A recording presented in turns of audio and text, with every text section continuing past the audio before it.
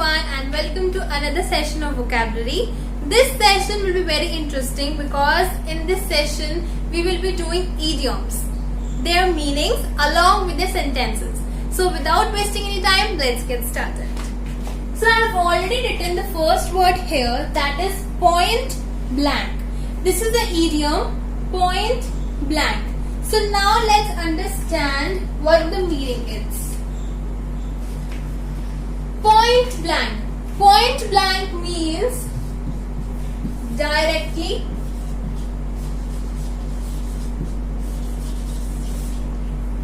Point blank means directly, or you can say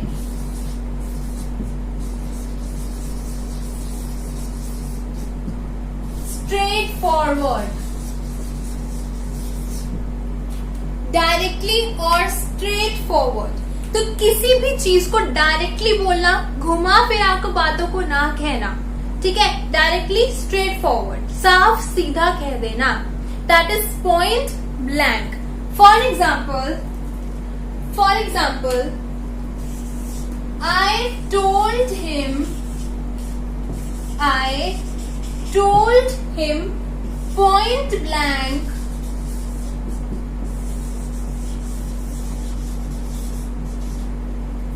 that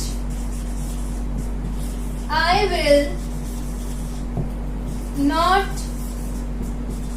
help him. So I told him point blank. मैंने उसे साफ सीधा बता दिया कि I will not help him. मैं उसकी मदद नहीं करूंगा. तो किसी भी चीज को स्ट्रेट फॉरवर्ड तरीके से कहना, डायरेक्टली कहना, घुमा फिराकर बातों को ना कहना, साफ सीधा कहना. Point blank. I told him point blank that I will not help him. Clear? Now move to the second word, salt of the earth. Second word is salt of the earth. Now, as we all know, salt is the very essential thing on the earth. Without salt, there will be no taste in our food. So this is as a necessary thing which all the people need on the earth. So this is very important thing. Okay, so salt is very important, and the idiom is salt of the earth. Means very important person. This idiom means very important person. Very important person.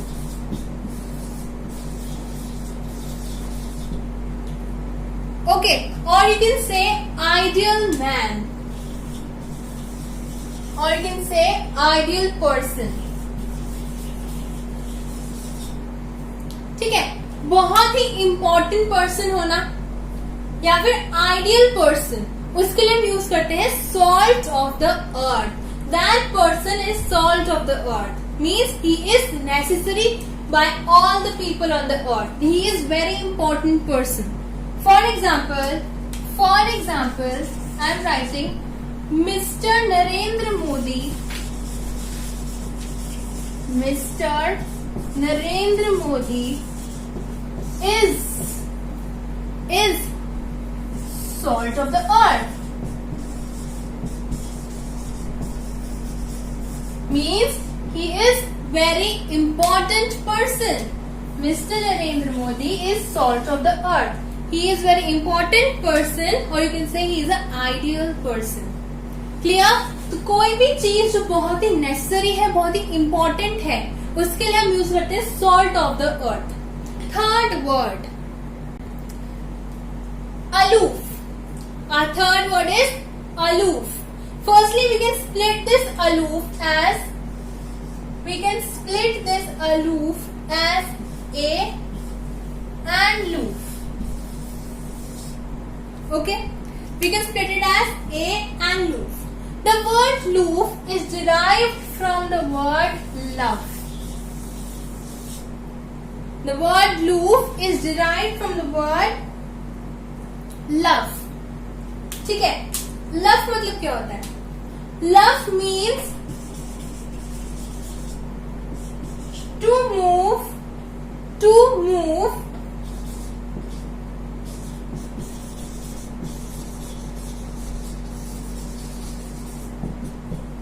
move in the direction of the wind.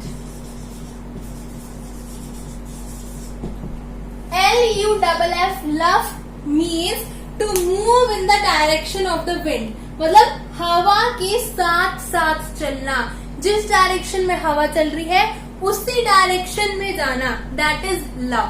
To move in the direction of the wind, wind की direction के हिसाब से चलना. ठीक है. For example wind चल रही है towards right side, wind is moving right side.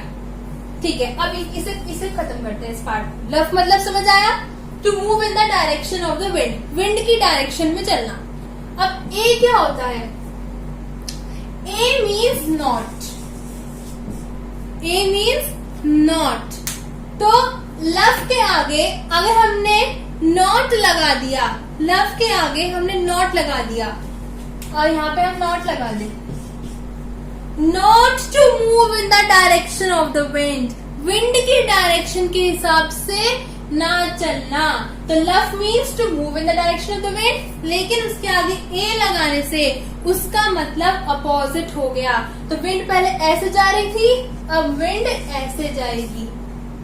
तो opposite, not to move in the direction of the wind. तो किसी भी चीज के संग ना चलना, किसी भी चीज के साथ ना चलना. लेकिन इस वर्ड का विंड से कोई रिलेशन नहीं है. इस वर्ड अलूफ का विंड से कोई भी रिलेशन नहीं है. This aloof word basically means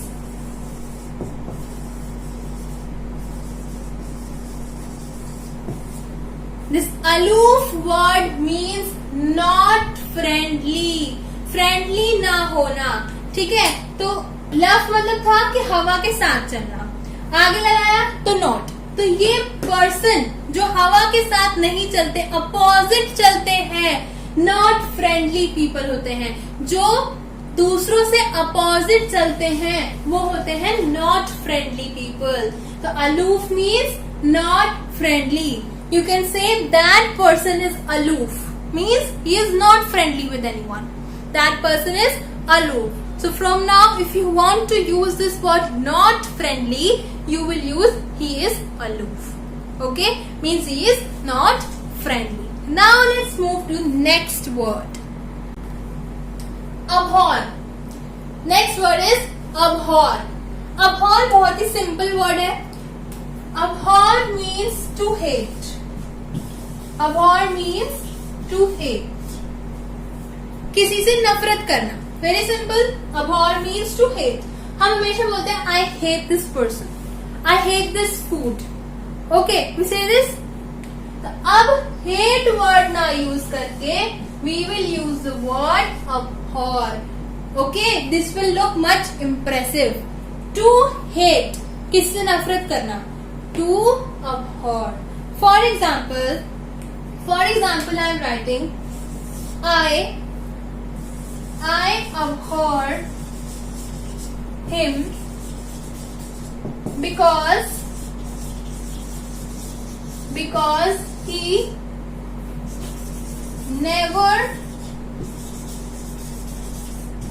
completes his work.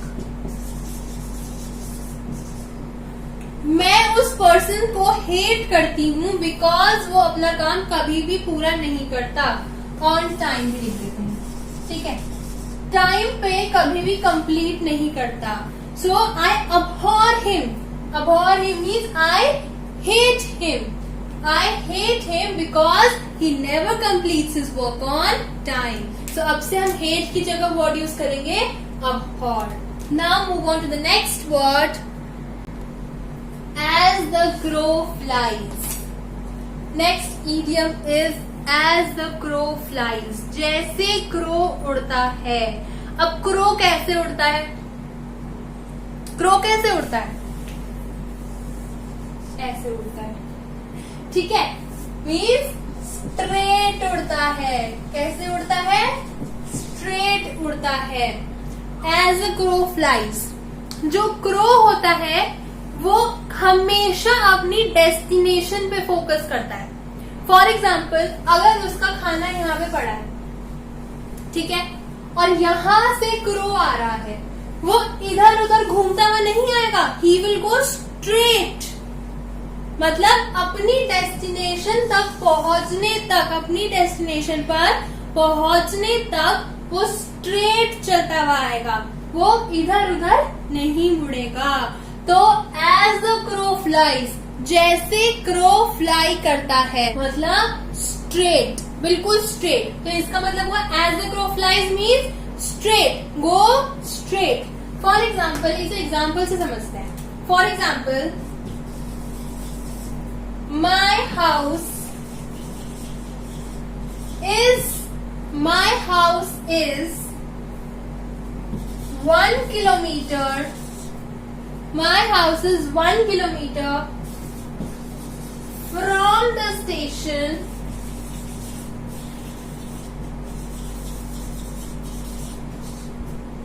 as the crow flies.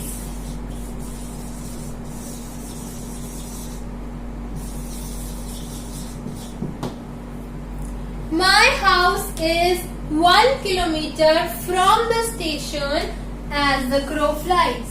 मतलब मेरा घर 1 किलोमीटर है स्टेशन से स्ट्रेट, मतलब स्टेशन से बिना कहीं पे रुके बिल्कुल स्ट्रेट चलना है, वहां पे मेरा हाउस है। Clear? So my house is 1 kilometre from the station, मतलब स्टेशन से 1 किलोमीटर स्ट्रेट है। एज द क्रो फ्लाइज, कैसे क्रो फ्लाई करता है? स्ट्रेट, तो कहीं नहीं मुड़ना, बिल्कुल स्ट्रेट है। This was easy idiom, as the crow fly. Next word is cog in the machine. Next word is cog in the machine. Now what is cog? पहले समझते हैं कि कॉग क्या होता है। ये देखो, दिस इज कॉग।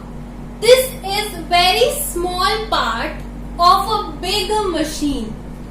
Suppose एक इतनी बड़ी मशीन है, उसमें ये छोटा सा एक पार्ट है। ये जो मैंने बनाया, ये इस बड़ी सी मशीन का एक छोटा सा पार्ट है। इस बड़ी मशीन का छोटा सा पार्ट है कॉग। समझ आया कॉग क्या होता है? एक बड़ी मशीन का छोटा सा पार्ट है। एक छोटा सा मीन्स बिल्कुल भी इतना भी इम्पोर्टेंट पार्ट नहीं होता, बिल्कुल छोटा सा माइन्यूट पार्ट होता है, इतना भी ज्यादा इम्पोर्टेंट पार्ट नहीं होता। तो वही अगर हम किसी को बोल रहे हैं you are a cog in the machine, मतलब तुम इतनी बड़ी मशीन के एक छोटे से पार्ट हो, वो तो इस मशीन के लिए यूज हुआ। अगर हम किसी पर्सन को बोल रहे हैं you are a cog in the machine, मतलब आप एक बड़ी सी एंटरप्राइज के एक छोटे से पर्सन हो। वो पर्सन जो एक बहुत बड़ी एंटरप्राइज में काम कर रहा है, लेकिन उसका रोल बहुत ही माइन्यूट है, उसका रोल बहुत ही छोटा है, बिल्कुल कैसा पर्सन है? Unimportant person. तो कॉग मीन्स अनइम्पोर्टेंट।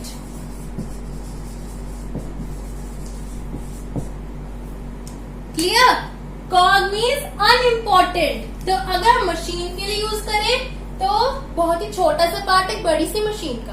अगर हम किसी पर्सन को बोल रहे हैं you are a cog in the machine, मतलब एक बहुत बड़े एंटरप्राइज में तो काम कर रहे हो, लेकिन आपका रोल कैसा है? बहुत माइन्यूट रोल है, बहुत ही अनइम्पोर्टेंट पर्सन हो। ठीक है, बहुत ही अनइम्पोर्टेंट पर्सन हो। तो उसके लिए हम वर्ड यूज करते हैं you are a cog in the machine. He is a cog in the machine